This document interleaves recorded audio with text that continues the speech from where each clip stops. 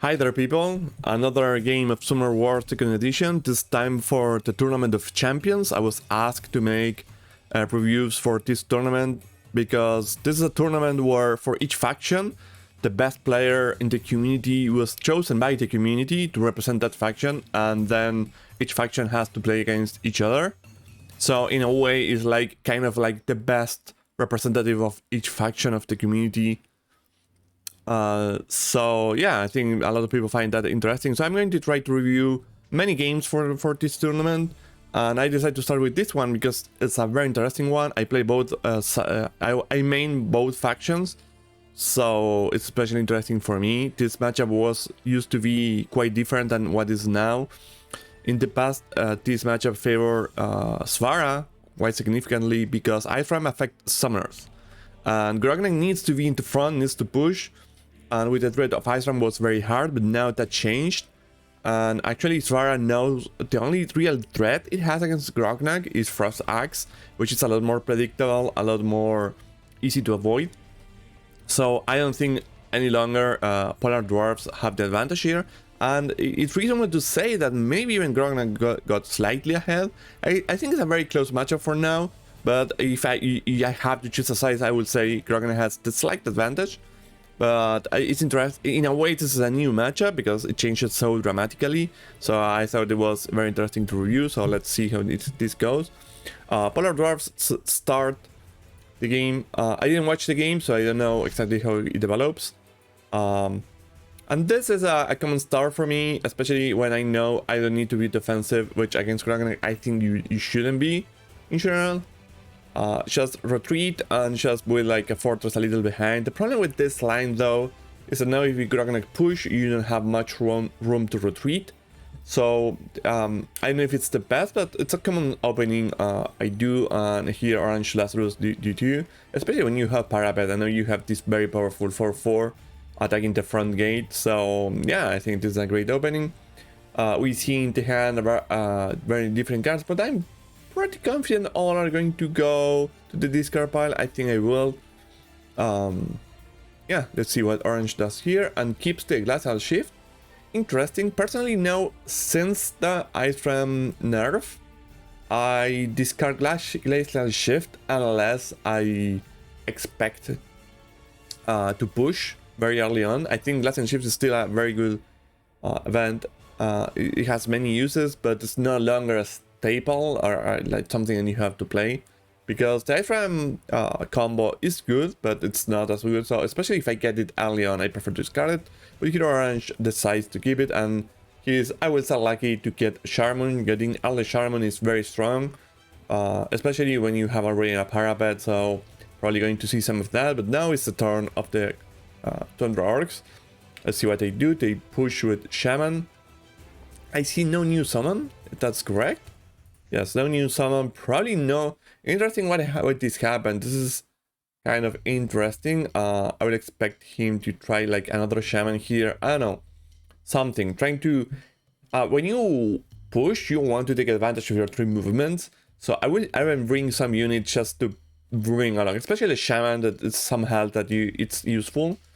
But probably didn't have Shaman, maybe decide no other thing was really that useful, but that's okay. Grognak can just now hopefully drop a gate. Let's see if that's what happens. Yes, and now drop for a lot of magic for an early champ, which is very important for the early push, so I think this is okay. Just a little surprised that I didn't see a third unit, but it's not bad. Another gate here, I don't know about that. Probably just draw 2 gates. I don't want to discard the other gate, but I feel it's not, I mean, in essence, it's just providing this summoning spot, which I don't think is that relevant. Personally, I don't know the hand. It's very hard to comment on a play without the hand because you're missing so much information with that. But I don't see really what's the purpose of this. If anything, I will maybe put the gate here, but yeah, I prefer, especially early on when you need so much magic, I will just discard it. I think this guy here is perfect, or keep or discard it, but not play this. I don't see the purpose here. Start just attacking the gate mostly to not trigger inevitability, which is fine. But still hurting the gate's works. Here Ice Meat comes in, which I think is important. I don't know if it's... No, it's just going to use it as a unit. But you can use it just to ring Frostex and threaten Grognak with some big damage, but that's not what he did. It's just bring Sharmund, which is great, expose it, but I think it's fine. I mean, it's not super big. I mean, it's not super exposed to anything. Just try to get those ice shards, which are very strong. Which is the reason Sharmund is so strong, of course. So let's see now how Grognak responds. Smasher, obviously a great unit in this matchup. Not only it can shrug some of the ice shards, it not only can deal pretty okay with the ram, but also can has a lot of damage, which is very important against all these high health targets. And with For Glory, it's extremely good. So yeah, you try to bring into Smasher as much Smashers as you can. At least I do. That Grognak is very aggressive. We can see a Fury here. Yes, Fury. Going to take the Parapet, which is fine. And now try to take one shot the Frost Shaman. Yes, this is one shot. This is great. But this is looking very good for Grognak. We have a gate here. Now Grognak just with a Smasher on the front. This is pretty good. And see, this is the problem. You have no way to punish this. That's why maybe you have one early for Frost Axe. It's good because now you could, for example, threaten the fact that Avir with Frost Axe can do a lot of damage, but now you don't have that. Let's see how Svara responds, but now it's in a big trouble. You have a Grognak in the front that you can't really punish that much. And yeah, you have a gate here for support and a Smasher just protecting his back. Well, he's more protecting the Smasher, but yeah, this looks pretty good for Grognak.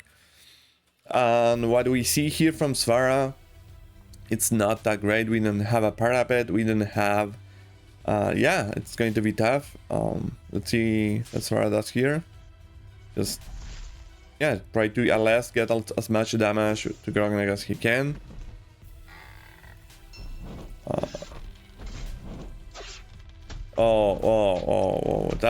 That's huge. I mean, he threw like 7 dice and only hit 2 or 1? I'm sorry, I'm getting this of not letting the... Yeah. He did 3. Miss, brutal miss. And then we have the golem for 0. Wow, okay. This is just too much.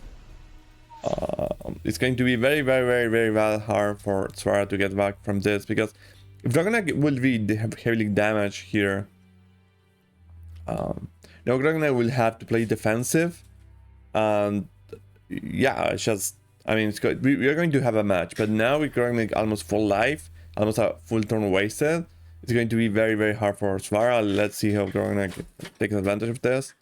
Now a champion coming in. This is too scary in my opinion. Okay, now if you have Fury 4, yes, because now Grognak can be trapped. Now Grognak can be trapped here with units. I wouldn't do this, I think. I don't know. I think the play was mostly to move forward, hit Charman and then retreat. This is very scary. And he has tools to trap. Or Grognak is 12 life, so I don't know if trapping him does that much.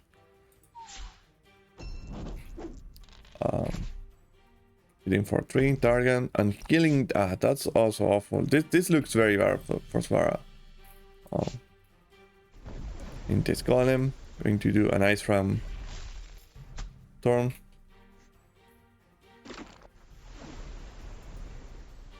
Didn't go for the trap, which I think is reasonable because you didn't have much magic.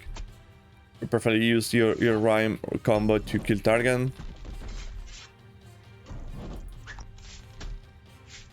Interesting that he decided to keep the Frostbench. I will burn the Frostbench, try to get to 3 magic, because you're running out of material here, and just a For Glory can clean. So I don't know. And I don't think Frostbench is the thing you want when you have Grognak in your face. You want golems, you want You want smashers. Sorry, beers. Yeah, oh, this might be the end right here.